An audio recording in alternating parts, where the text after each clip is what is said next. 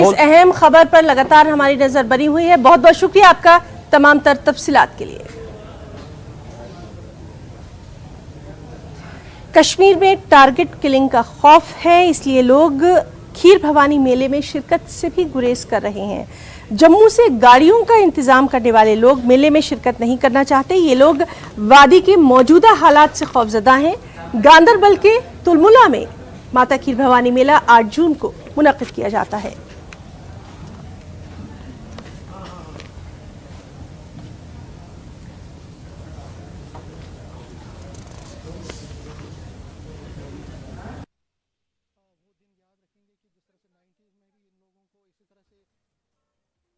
हम इस वक्त जम्मू श्रीनगर नेशनल हाईवे पे है, जगती के नज़दीक, और आप देख सकते हैं मेरे पीछे ये जो गाड़ियां आई हैं ये श्रीनगर से आई हैं। आज ही सुबह ये निकले थे मटन, शेखपुरा और बाकी जगहों से अपना सामान, सारा सामान लेकर ये यहाँ पे पहुंचे हैं। अपने जो फैमिलीज हैं, फैमिलीज भी यहाँ पे पहुंची हैं। और आप देख सकते हैं कि जो लोग हैं, ये कश्मीरी माइग्रेंट जो PM पैकेज में वहाँ जॉब करते थे, वो यहाँ पे जम्मू वापस लौट आए। पूरा सामान जो है वो लेकर आए हैं और जाहिर तौर पर जो वहाँ पे हालात जिस तरह के हैं उसको देखते हुए इन्होंने ये फैसला किया है कि ये लोग यहाँ पे वापस आएंगे। मैं कुछ लोगों से बात करता हूँ। आप अपना नाम बताएं। मेरा नाम रुबन जी सपरू है। आप कब आए और क्यों आए? मैं आज सुबह श्रीनगर से निकला और अपने घर जम्मू आ रहा है।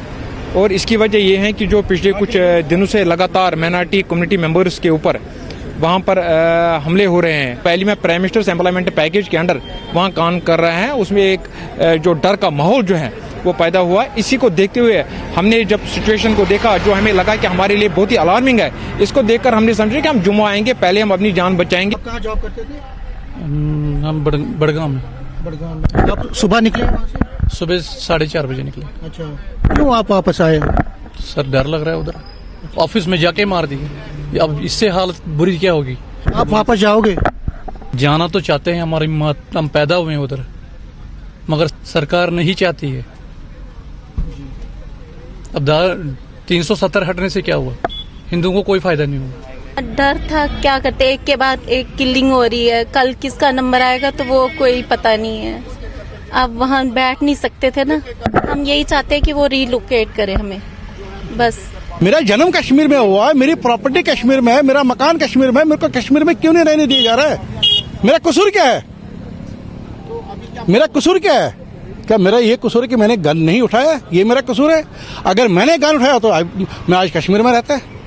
ये जो कश्मीर से यहाँ पे आए, उनका कहना है कि वो वापस जाना चाहेंगे और जाएंगे वो ज़रूर, लेकिन हालात जब ठीक होंगे तो वो अपनी मातृभूमि में वापस जाएंगे, वहाँ जॉब भी करेंगे। लेकिन फिलहाल वो चाहते हैं कि जल्द से जल्द उनकी यहाँ ट्रांसफ़र हो और जो टारगेट किलिंग का सिलसिला है वो भी बंद होना चाहिए। कैमरामैन साहिबा के साथ में समीर भट्ट, न्यूज़ 18 जम्मू। सयाहती मुकाम गुलमर्ग में मौजूद दुनिया का सबसे ऊंचा ग्रीन गोल्फ कोर्स की शान रफ्ता को बहाल करने का मुतालबा अब तूल पकड़ने लगा है।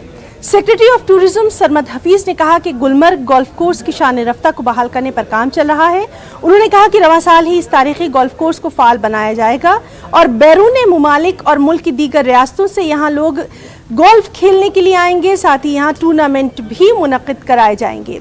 वाज़ेह है कि सयाहती मुकाम गुलमर्ग में दुनिया का सबसे ऊंचा ग्रीन गोल्फ कोर्स 1902 में बनाया गया है।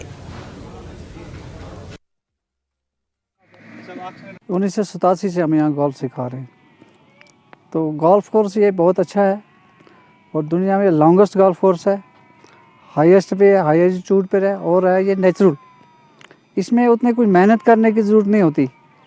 देखा जाए तो ये दुनिया में माना जाता है गोल्फ कोर्स खेलने के लिहाज से। अब हम चाहते हैं इसको थोड़ा डेवलपमेंट करें, अच्छा होए, जैसे इन्होंने रॉयल स्प्रिंग किया है, पहलगाम किया है, ये KGC किया है, तो इसको भी करें। इसमें कोई टूर्नामेंट हो, लोगों की रोज़गार हो जैसे पहले होती थी। बहुत अच्छा लगा यहाँ के खेलने में, मज़ा आ गया। इससे बड़ी तरह होगा कि ये डेवलप और होगा होना चाहिए इसका। एक निवेदन है गवर्नमेंट से। इस पे काम ऑलरेडी चल रहा है और जैसे हमारे बाकी यहाँ गोल्फ कोर्सेज हैं, हमारा एक पूरा सर्किट ऑफ गोल्फ कोर्सेज है जिसमें royal springs golf course, Pahalgam का गोल्फ कोर्स, गुलमर्ग का गोल्फ कोर्स और उसके अलावा Srinagar golf club, Kashmir golf club और जम्मू में भी जम्मू तवी गोल्फ कोर्स है। ये गुलमर्ग का गोल्फ कोर्स जो है सबसे तारीखी है और हमारे लिए बहुत इंपॉर्टेंट है। हमारी कोशिश है कि इस साल ये पूरी तरह से फंक्शनल होगा और यहाँ पे हम बाहर से भी लोग आएंगे और कई टूर्नामेंट्स जो हैं वो। तो न्यूज़ रूम लाइव में आज के लिए फिलहाल इतना ही। हमारी पूरी टीम को दें इजाजत। आदाब।